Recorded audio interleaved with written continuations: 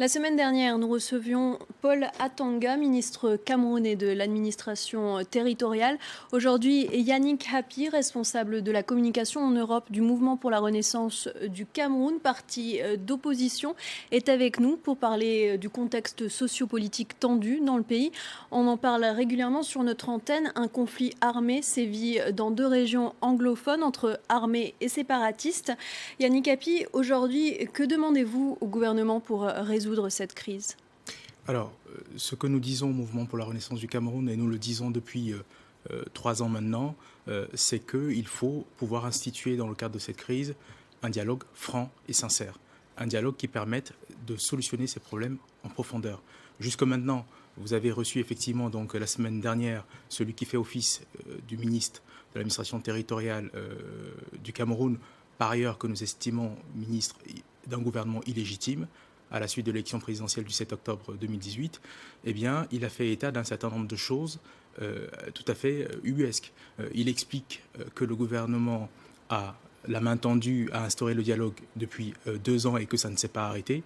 Je tiens à rappeler à vos téléspectateurs, il est important qu'ils puissent le comprendre, c'est qu'il y a quelques jours encore, le rapport de l'International Crisis Group faisait état de plus de 2000 personnes qui sont décédées dans le cadre de ces crises, et ça correspond à peu près à 3 personnes qui perdent la vie chaque jour.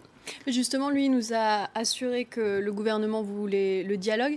Est-ce qu'il y a des preuves de ce dialogue? Est-ce qu'il y a vraiment une main tendue concrètement de la part du gouvernement vis-à-vis de l'opposition?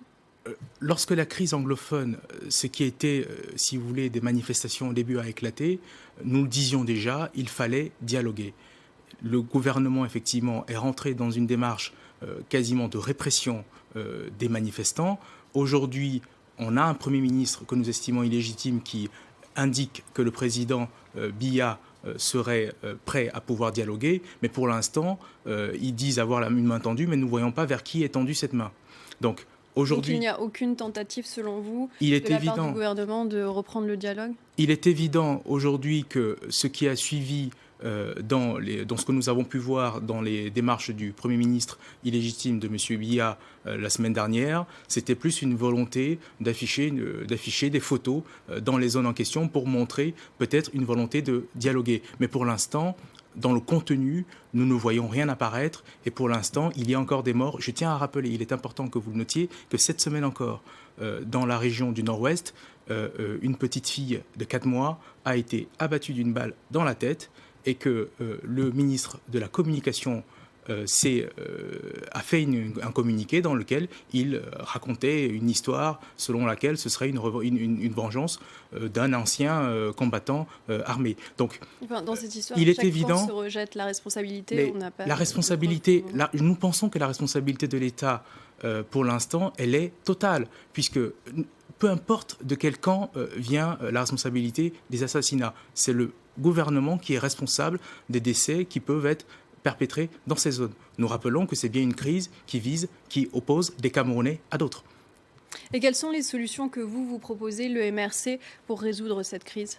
Alors, nous avons poursuivi depuis 3 ans maintenant.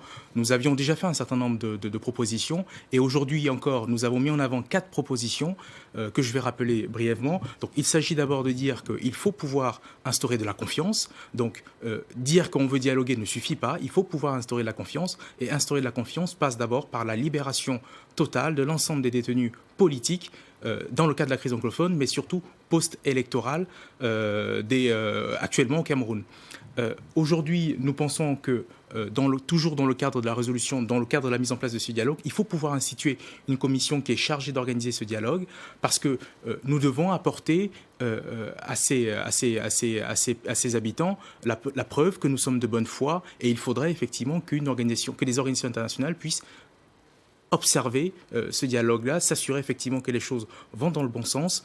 Et troisième point, il nous faut absolument mettre sur pied, et là nous pensons que c'est absolument nécessaire une commission chargée de la révision du code électoral, parce que l'aggravation que nous avons observée ces derniers mois tient aussi au fait qu'il y a eu une crise post-électorale qui est née, qui est venue s'ajouter à la crise sécuritaire qui sévissait déjà dans les zones anglophones. Justement, le dirigeant de votre parti, Maurice Kamto, est accusé d'insurrection et incarcéré depuis fin janvier.